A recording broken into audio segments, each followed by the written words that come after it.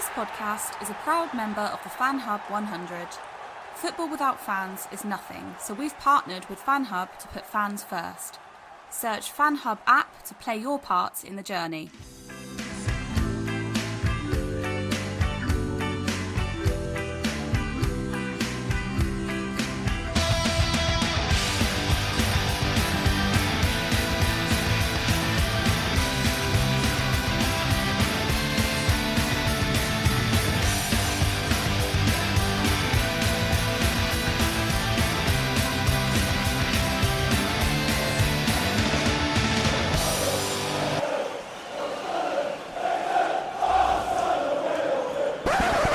Welcome back to another Mackem in the Middle podcast, and once again another win.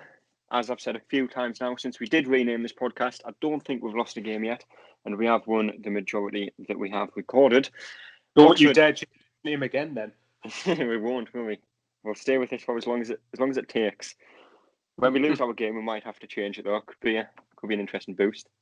We'll see. But Oxford were the team that we were facing today at the Stadium of Light in a game that did somehow finish 3-1, 4 goals in that game. Another interesting performance, which we will get onto. But Michael is with me to talk about the game. How are you getting on, mate? You well? Much better after that, although I think my blood pressure and heart rate have calmed down. So it's I wasn't okay during the game, put it that way, but I'm going to be like that for the next 5 weeks. Yeah, it was definitely one of them games where your heart rate was up and then down and then up and then down. It wasn't a steady game. Yeah, was it? It's absolutely the solo. To be fair, I was expecting a sort of game like that because I think Oxford are actually a good side. I think they've gone quite under the radar, but it was one of those games where I just thought if we were going to win, it wasn't going to be a pretty viewing, and for large parts of the game, it wasn't.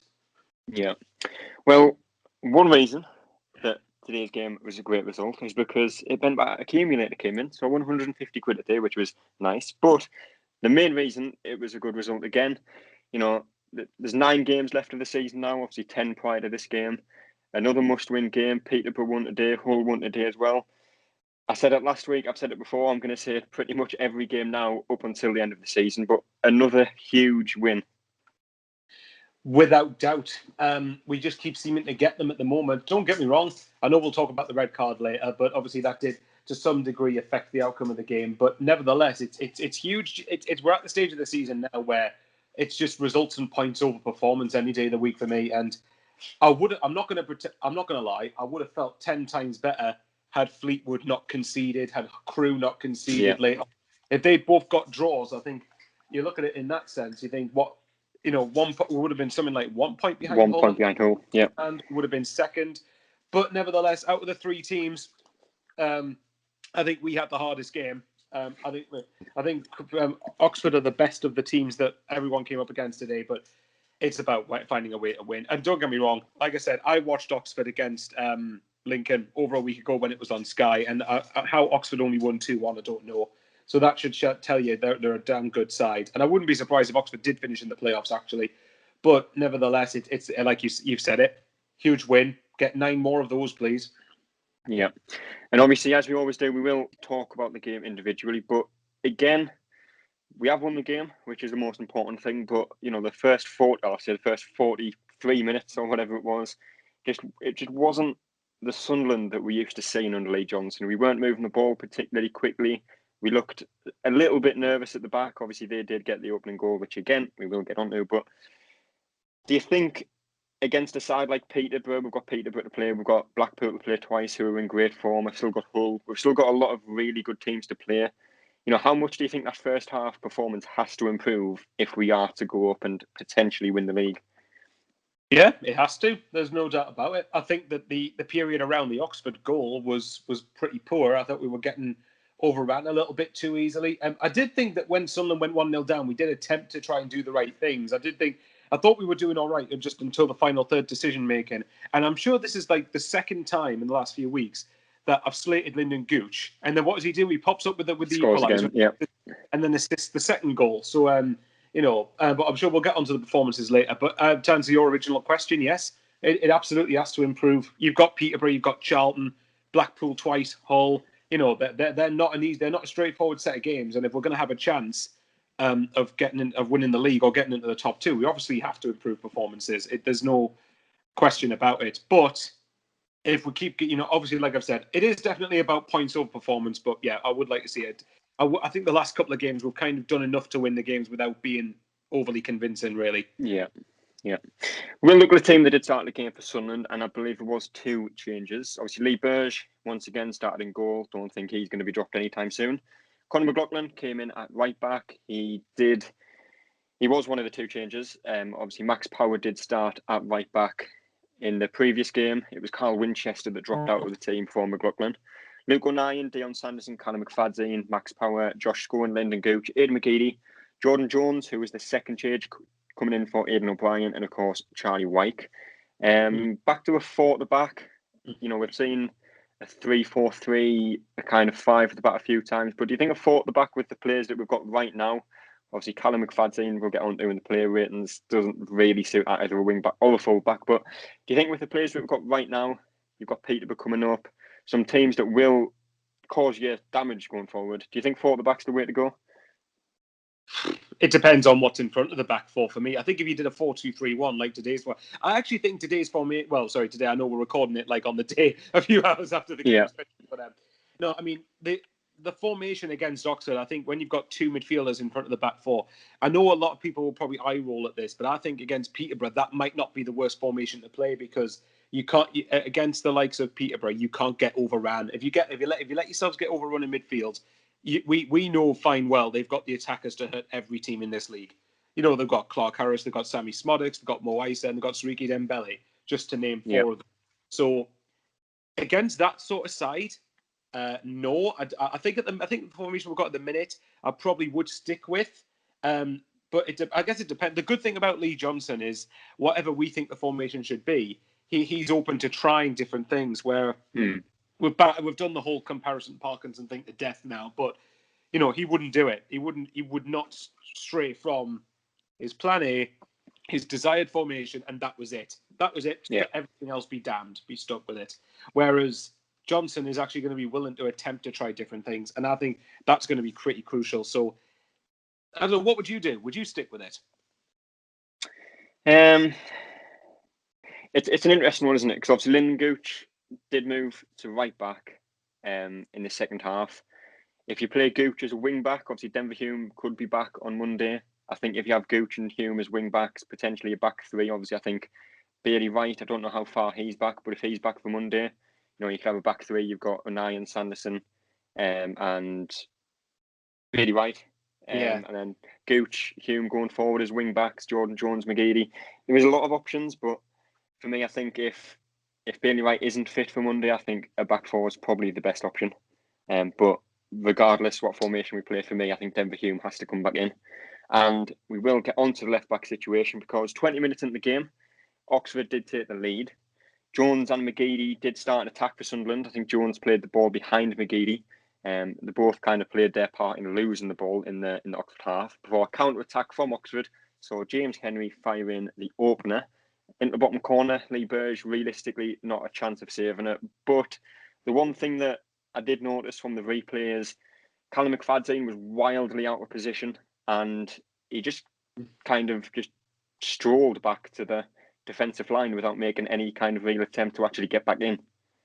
Well, that's the at first glance, when I looked at the goal, I looked at it just from Oxford's perspective. I thought it was a good goal. It was a decent attack. It was a well accurate shot outside the area. And I agree with you. I think Burge had absolutely no hope of saving it because it's so accurately placed in between where his fingertip would have been to save it and the left-hand post. So it's accurate in that sense. I think McFadzean, maybe that's the one thing I could criticise. I think McFadzean was too slow to get to Henry and to let him and kind of let him give him a bit too much respect, I suppose. So I don't know. I don't. But even if I didn't blame McFadzean specifically for the goal, there were a couple of times in the second half when Oxford were really getting down that flank, and McFadzean was beat him every time. Well, yeah, exactly. And although McFadzean, to be fair to him, as much as we've criticised him, and rightly so, he has improved recently.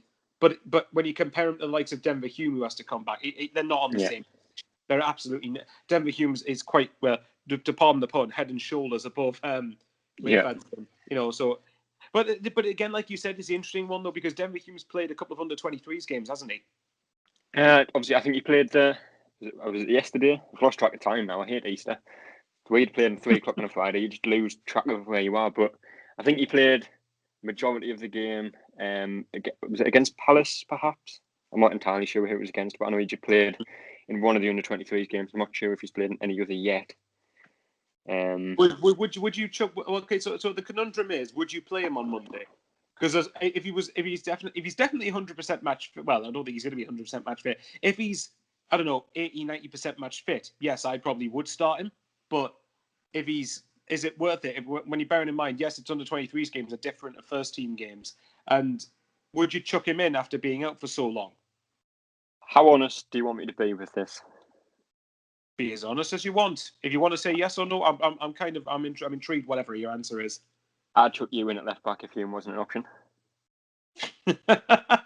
That's how much you rate McFadzean. That's how much I really wouldn't trust McFadzean. Obviously, Oxford are a good team. I'm not going to say they're not a good team, but I think it was Shadipo, I think his name is, beat them every single time he tried to get past McFadzean today.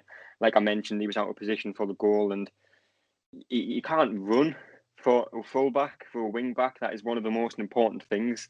And I know Denver Hume used to get a lot of criticism earlier in the season because all he did was run with the ball and lose it. But McFadzean just can't move. And I think, with Vokins as well, obviously I'm not entirely sure what's up with him. I think there was a COVID test or something in the squad earlier in the week.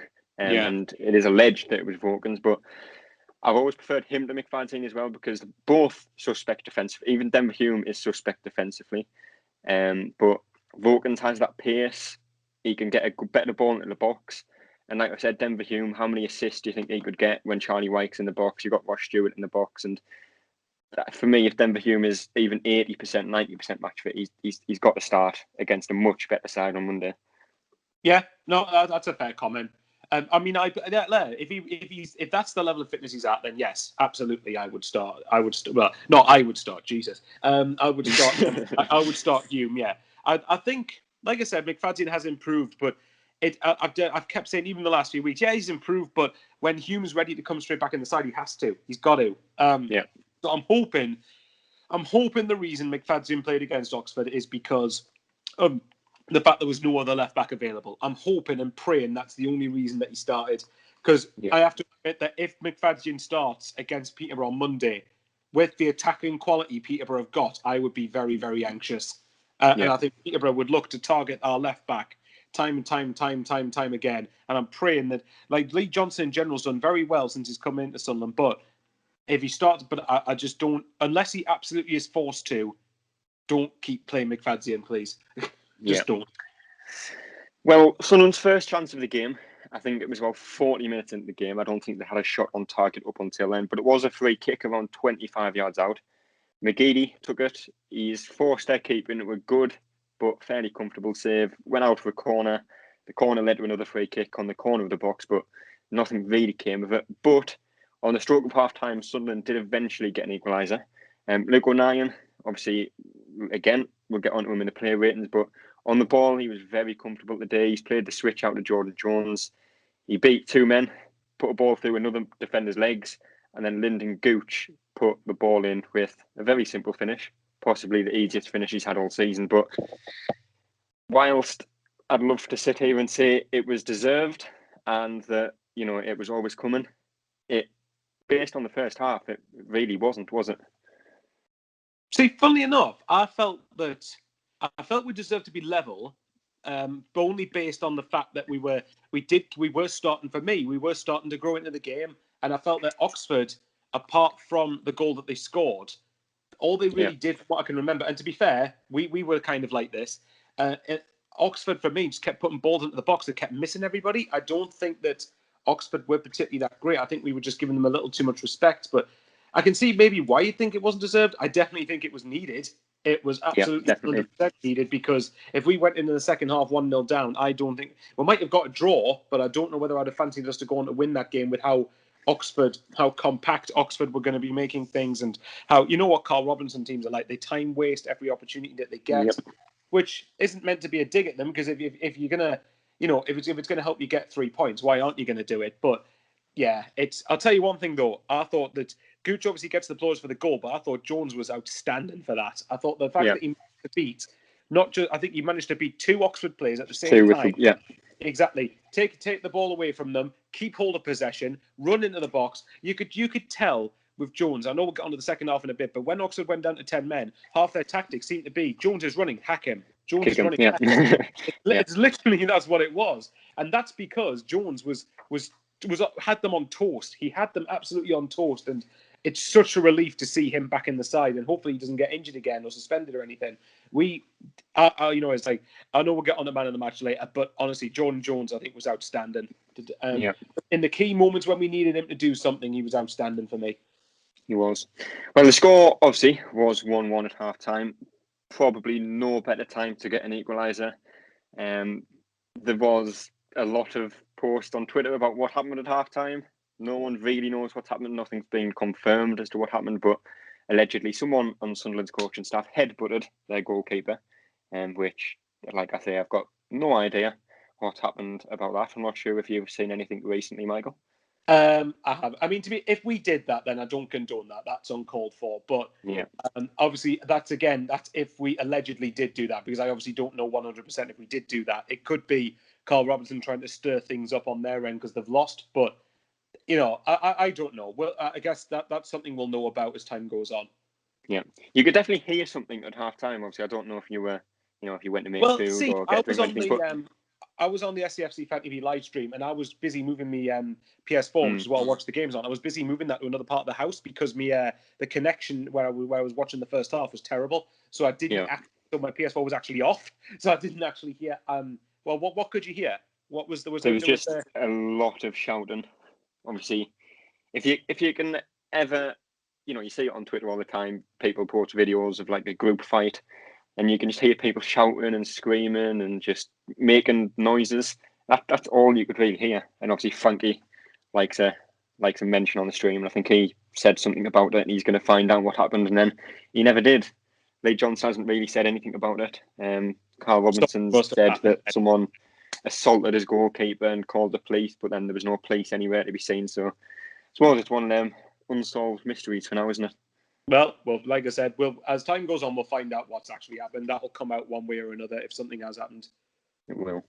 But the two teams came out unchanged for the second half, and 15 minutes into the half, Sunderland were given a huge advantage in the game. Obviously, Sykes had been given a yellow card earlier in the game, possibly later than he actually should have been. I think he'd fouled Jordan Jones early in the first half. I think it might have been in the opening 5 or 10 minutes and got away with it. But first half, he got a yellow card, and then there was a ball sent into the box. O'Nien took a touch instead of clearing it. Sykes came in, and I mean, it's a weird one, and obviously we will talk a little bit about it. He's got every right to go for that ball. It's a loose ball. It's kind of a 50-50. And O'Nien's went down. Max Power has screamed at the referee. Everyone surrounded him, and he's went off for his second yellow. So, in one sense, yeah, it's a late challenge, but also it is. He did have every right to go for that ball in a way, didn't he? He did, but at the same time, I think if he should have been booked earlier in the game, then at least it was. Well, I know 2 wrongs technically don't make a right, but at least it was kind of I don't know, it was kind of comeuppance for earlier. I think with the funny thing is I forgot Sykes had been booked. And when I was watching the stream, the sun was blinding where the referee had drawn the card. Yeah. So I thought at first it was a yellow. And then I only realised on the replay it was a second yellow, it was a red. So maybe second yellow possibly, but either way, I mean, if Oxford feel aggrieved by that, then maybe they might have a case because again, we know how appalling referees are in this division. So yeah, it's one. I guess it depends what end of the spectrum you fall on. If it's potentially against your team, you might say it's harsh. If it's something that can give you a man advantage, then you might say it's called for. What I will say then, if we were surrounding the referee, good. I want us to start doing that. Every single team does that to us whenever one of our players seems to make a challenge. So why shouldn't we do it back? Yeah, that's one of the things that I think a lot of people said on Twitter as well. I think Max Power, he is the captain. He sometimes does get questioned for his leadership, but whilst you don't, I'm not sure I'm putting this the right way, but you don't like to see it, but everybody does it against us. Every single team, ever since we dropped down in League One and we've been punished for it a few times. Max Power, I remember the first season, 2 or 3 red cards I think he got in that season that were overturned because they weren't red card challenges, but they were giving us a red card because the referee was under pressure. They had the players surrounding them, so it works both ways, I suppose. I agree with you. I hate team stuff. I hate it when people resort to that to win, but at the end of the day, if it can give your team an advantage, why would you not do it? So, so in that sense, just apologies for my language, but just be bastards to everybody else. Yeah. Fuck what everyone says. Everyone's like that to us, so why shouldn't we do it back? We are sometimes too soft, I think is the best way of putting it. Yeah, I agree. I think that's spot on. It is. But after the red card, obviously, the pressure is on Sunderland to go and get that winner because, at home, 10 men you're playing against in a game that you do need to win to keep the gap small at the top going into, obviously, an important game on Monday. They did start to take advantage of the game. I think Ross Stewart came on as a sub. I think he replaced Conor McLaughlin within 15 or 20 seconds. He had a really good chance to give Sunderland the lead. Charlie White's cross found him in the middle, but his header was straight at him. Seconds later, Jordan Jones, once again, heavily involved in the game. He drove forward. His efforts smashed off the bar and was cleared on this occasion. And again, Jordan Jones' free kick, 25 yards out or so, went over. There's a bit of a Jordan Jones winning quite a few. Jordan Jones was involved a lot, wasn't he? Yeah, exactly. That's what that goes back to what I said earlier. He had them on toast, and you can tell they hated playing against him. They absolutely hated it. Yeah. Well, 10 minutes to go. Obviously, 80 minutes on the clock. Sunderland eventually did take the lead. Lyndon Gooch, who again, Michael probably slated at some point in the game. He did get the opening goal. You'd be good.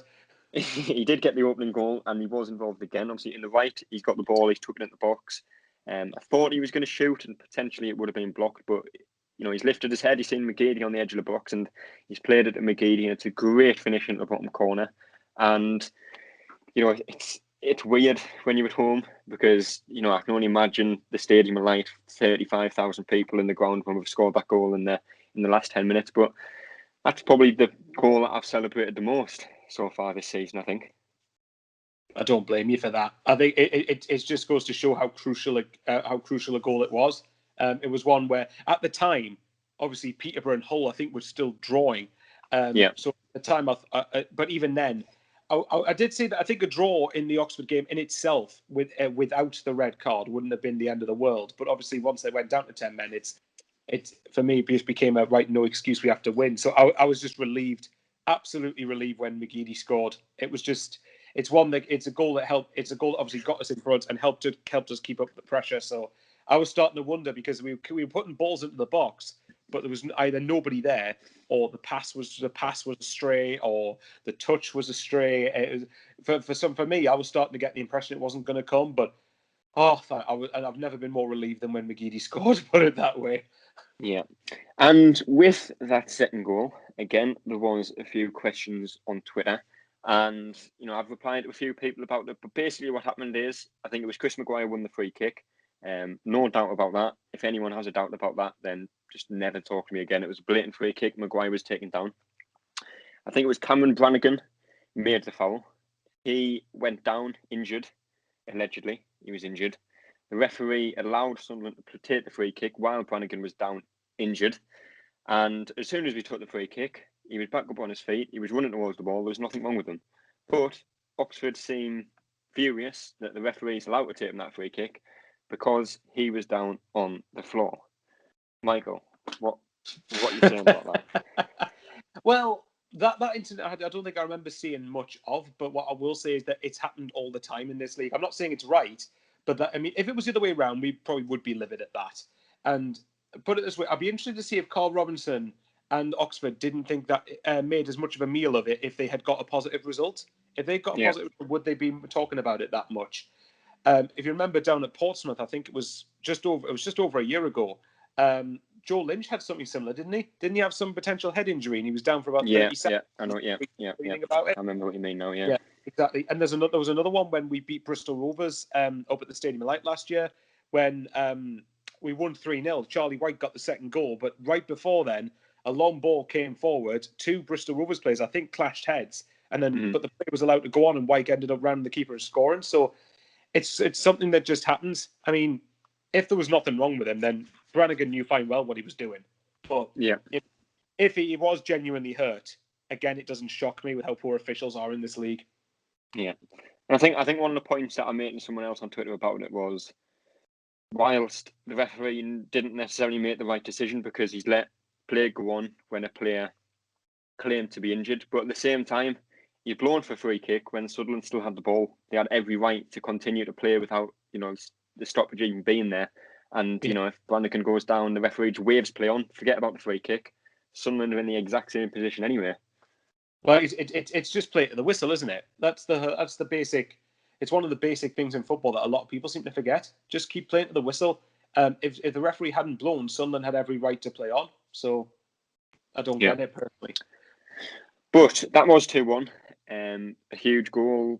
Oxford did start to kind of make a lot of Sunderland fans a little bit worried because there was a few balls in the box. I think Ryan made a massive clearance towards the end, and a huge block. Scoring again, very similar, huge block towards the end. But Sunderland countered, and Charlie Wyke was leading the counter-attack, which is something that you never think you'd say, would you? You would never imagine. Charlie Wyke showing his blistering pace on the right-hand side, beat their defender, who was outrun by Charlie Wyke.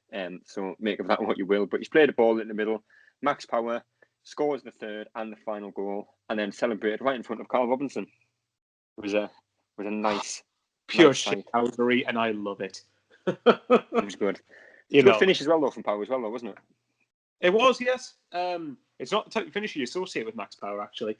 No. But yeah, it was definitely one for my blood pressure that eased it significantly because Oxford was starting to put a lot of pressure on us towards the latter stages. So it was just good to see that we just got the 2-goal cushion, and that's that. And at least, well, put it this way, at least that goal's helped us edge Peterborough in terms of goal difference now. So yeah, that may end up proving to be crucial. Maybe I'm looking into it too much. I could possibly well be. Yeah, it's interesting, the goal difference as well. I mean, I could be wrong here, but I think we've got one better goal difference in Peterborough, and obviously they've just won 7-0 as well. Yeah, we have, because obviously they won by 1 goal today, and we won by 2. We had, I think, a plus 28 goal difference going into today's game, so we should have a plus 30, I think. Yeah, I'm sure I'll have a look after this, but I think it is something like that. But obviously, the game did finish 3-1, another 3 points, but Hull, Peterborough, and Sunderland all won. So in terms of league position, in terms of the points difference between first and second and third, it is the same. But moving on to the Monday game, it is another huge must-win that we will get onto. But first, before we do, we'll go into the player ratings, as we always do around this time. And we will start with Lee Burge, who, like I said earlier, he did concede. He had no chance with the goal that he did concede. And outside of that, I can't really remember him having to make any saves. So I went with a 6. I'd go with a 7. I think there was a couple of times he just had to command his area well, and I'm talking the last 10 minutes when we were under quite a bit of pressure. I think Lee Burge managed to just make things, wouldn't say comfortably secure, but I think that he obviously had his part to play, and as you said, I think he had little chance with the goal. That's more down to the fault of McFadzean. Yeah. Conor McLaughlin, like I said, he was one of the 2 changes, and just a steady performance. He showed his experience at times, especially defensively. So again, 6 out of 10 for me. Yeah, I can't disagree with that. 6, steady. I think it's the same. It's a lot of things I've been saying a lot over the last few weeks. Steady, not spectacular, but you want your defenders to be like that. I don't want our defenders to have to be man of the matches. Put it that way. Yeah. Moving into the 2 centre-backs, we'll start with Dion Sanderson for this one. And once again, used his pace, used his power well. It was good performance, and he is just a huge player that is probably the only player in this side that's fortunate with how many injuries we've got. Because if Bailey Wright never got injured, if Jordan Willis never got injured, would he have ever actually got a chance in the starting 11? I'm not sure. But again, went for a 6 for Sanderson, although it is a high 6, I'd say. In which case, I'll go with a low 7, just to be awkward. Yeah, like what can I say about Sanderson that I haven't said already? It's just vital that we go up to have a chance of keeping him. So can't disagree. You've just covered it, really. Yeah. Luke O'Nien, again, played as a centre half, and I did do an article for FanHub earlier in the week, which was picking the team of the season for League One so far, and I felt like I had to include him because he is a centre midfielder, or right back, or the left mid, right mid, left back, wherever he plays. But he's played centre half pretty much all season now. He's playing very well there for the majority of the games, and today was no exception. Defensive work was good. He moved the ball very well, and obviously got the assist for the opening goal for Sunderland. So I went with the 7 for 09. 7 for the reasons you stated. It'll be an interesting conundrum when Bailey Wright does come back. I think he might be fairly close to a return, but in the meantime, we've had to call on 09, and although he hasn't been spectacular recently, can't knock him. Just keep going, Luke. Yeah. And the last of the back four was Callum Fadzine, and this will be fun. I've seen a few people on Twitter saying he had a decent game, but for me, I just didn't see it. I thought he was poor. As I've mentioned a few times now, he made no effort, or at least he didn't appear to make any effort to get back in for Oxford goal. His passing was pretty poor, and every single time that he was faced one-on-one with one of their attackers, he was beaten, both for skill and for pace and for strength at times. So I remember the 4 from Fadzine today. I don't think he had as bad a game as that, but I can see why you've given it. I would say probably a 5. I think he was definitely probably the weakest player on the pitch, and I don't even necessarily think that he was. I think for Oxford's goal, obviously he could have came out a bit quicker to try and stop the initial shot, but I think at the same time, like I said earlier, in the second half they were going down his side, I think, quite repeatedly, and it's just one of the things we've kept on banging on about McFadzean, that his position, he can be positionally quite unaware of where he's supposed to be, positionally unaware of what's actually happening around him. So, just get Denver Hume back in that side. Yeah. And Max Power obviously moved into midfield again today. Kept us ticking over, played the passes that we are used to seeing him. He was much more of a captain performance today, and obviously rounded it off with a goal. Prior to the goal, I would have had him at a 6, but he scored the goal, and I think the celebration more so than the goal is what has made me bump his rating up to a 7. So I've went with a 7 for Max Power. 7 for top class shithousery. That's it. Absolutely. And alongside him, Josh Scowen, who I thought had a really good game today. His control was a lot better on the ball. There's a few times this season he's got the ball and took a heavy touch, never really looked like he had the ball under control. But every time he got the ball today, he looked flat pass, he had his head up. Defensive work was impressive. Again, has the energy that, you become accustomed to with Josh Scowen. So I went with an 8 out of 10 for Scowen today. I would probably go with 7. I think he does. I think, again, it's one of the things that, like, Scowen probably for me did a lot of the unsung stuff, but and again, he's quite industrious. I've obviously said in the past I would like to see a bit more from him, but for today, he was part of a team that managed to match what Oxford were throwing at us, and obviously midfield was quite crucial in that respect. So yeah, I'd probably say 7. Yeah, this one could be an interesting one, but Lyndon Gooch, obviously he got the opening goal, he got the assist for McGeady's goal, so he's got a goal and an assist, and the chance that Jordan Jones had where he's hit the bar, Gooch was open. Potentially he could have scored there as well if he got the ball played to him, but he didn't. So I went with a 7 for Gooch, which is weird because I don't think he had a great game. But again, goal and assist, that's kind of what he's in the team to do. Yeah, I'd probably have to go without those two. I'd have probably said a 5, but 5 or a 6 at a push. But I probably would say 7 just for those two things. Like I said, if he just improved his decision making, well, he probably wouldn't be in League One if he did. But if he just improved his decision making, he could be a really handy player. But for today, yeah, you get a goal and assist. I can't really complain, I suppose. Yeah. And moving on to the other side, obviously Aidan McGeady. He had a decent free kick effort saved, but Oxford were very quick to close him down today. I think they had 2 men on him.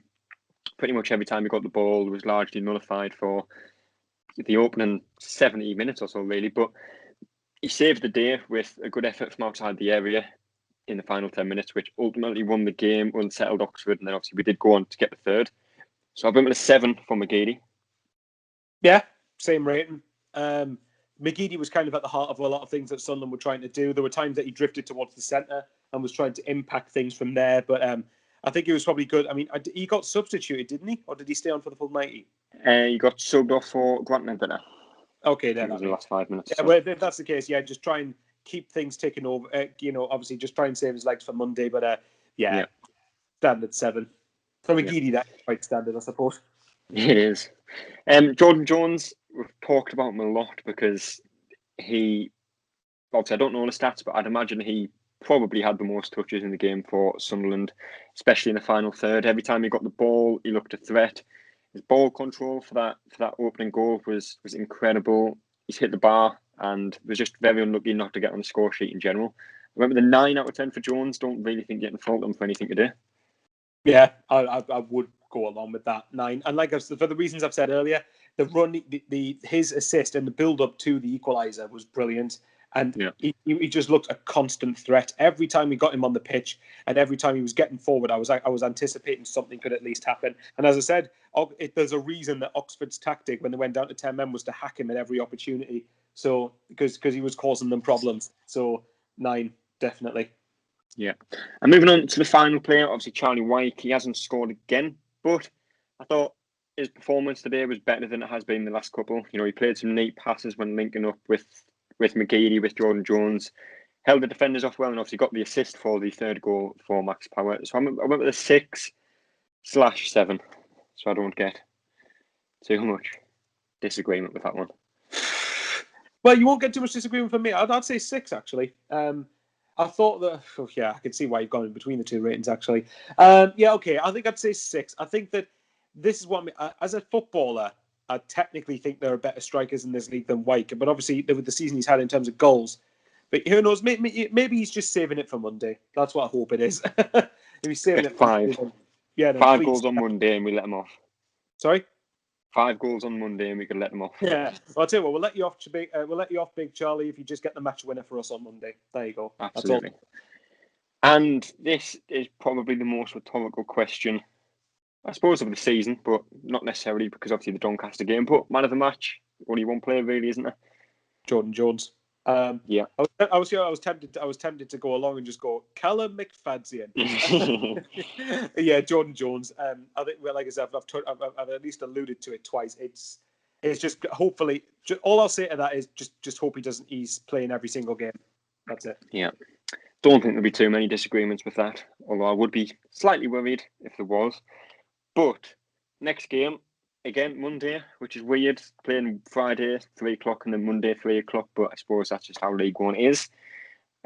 Massive game. It is on Sky Sports again. We've been on Sky Sports a lot this season, which is... Because we're massive. We are massive. That is probably why. But it is interesting how much we've been on Sky, but it is again on Sky Sports away to Peterborough. Another huge game, possibly the biggest game of the season. Obviously, if we win the game, I think we go 4 points ahead of Peterborough and also have a game in hand on them. And I think our game in hand, the way the fixtures work out, is against Wigan. I'm not entirely sure when that game is, but I think that is the game in hand that we do have. So if we win that and win against Peterborough on Monday, it is 4 point gap that we would have between us and Peterborough. So I will say predictions for that one. Put me on the spot here. I have. Yeah. Well, obviously, the main thing I would say from Johnson's perspective, say to the players, the challenge should be second come Monday, 5 o'clock. So if you beat Peterborough, first of all, you go above them. I think Hull have got Northampton at home, so I've kind of written that off. I think Hull will win that game. But, predictions. To beat them, we're going to have to keep a clean sheet for me because I can't see them not scoring. Like I said, they've got the best attack line in the league. Arguably, we've got the best defence, so I think it's going to be a very interesting. But I think it's going to be a cagey game. I think it's going to be one where neither team's going to. My head is saying 1-1, but I'm going to go with my heart and go 2-1 Sunderland. I think if Sunderland restrict them, and if we put them under a bit of pressure defensively, we can beat them. There's absolutely no reason why we can't. The pressure is on. Here's the one then. Who do you think the bigger pressure is on going into that game? Probably Peterborough, would you think, with the game in hand we've got? It's an interesting one, isn't it? It depends how you look at it. Because the pressure for me, I think the pressure's on Sunderland more than it would be Peterborough, because of everything that's happened to Sunderland. It's our third season, League One. Everyone's saying that we need to go up this season, and I think the hit that it could have on the confidence if we were to lose this game, whilst it wouldn't necessarily be justified because there'd still be a lot of games to be played, we still have the game in hand, and we still obviously have the games in hand over Hull. I think it could just have a serious knock-on effect if we were to lose that game. But I suppose, again, going back to what we've said in previous podcasts, I think it's just important that we don't lose more so than anything.